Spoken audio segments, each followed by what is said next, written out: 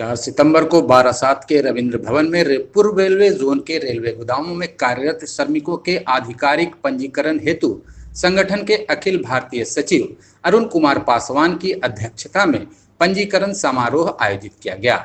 इस अवसर पर लोकसभा सांसद जगदम्बिका पाल और संघ के राष्ट्रीय प्रभारी मनोरंजन कुमार मुख्य अतिथि के रूप में उपस्थित थे। कार्यक्रम को संबोधित करते हुए राष्ट्रीय महासचिव अरुण कुमार पासवान ने कहा कि भारत की जीवन रेखा कहे जाने वाले रेलवे की आय का 67% स्रोत रेलवे के गोदाम हैं, जहां लाखों टन माल श्रमिकों द्वारा प्रतिदिन चढ़ाया और उतारा जाता है।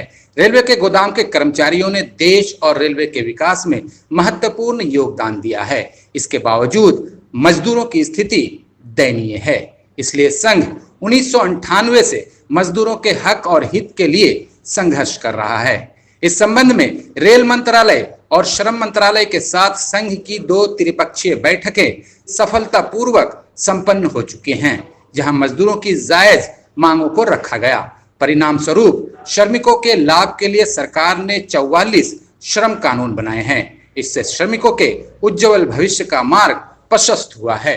गौरतलब है कि दिनांक 23 जुलाई 2021 को दिल्ली के रेल माल गोदाम श्रमिकों का आधिकारिक पंजीकरण कानून राज्य मंत्री एसपी सिंह बघेल, सांसद जगदम्बिका पाल, सांसद अपराजिता सारंगी की उपस्थिति में हुई थी। इसी क्रम में आज पश्चिम बंगाल में रेलवे के गोदामों के श्रमिकों के आधिकारिक पंजीकरण का उद्घाटन समारोह आयोजित किया गया।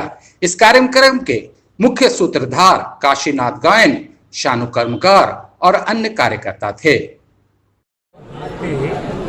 कहने की है ना, कहने में अच्छा लगता है, सुनने में अच्छा लगता है। ऐसा सरकार इतना बेवकूफ़ नहीं हो रहा है। कोई भी सरकार जो बनता है जनता की भलाई भी बनता है। और सरकार क्यों बिसे तो सरकार बिजनेस नहीं जाएगा, नहीं बिकेगा। उसका व्यवस्था है, उसका पॉलिसी है, तमाम व्यवस्थाएं हैं, है ना।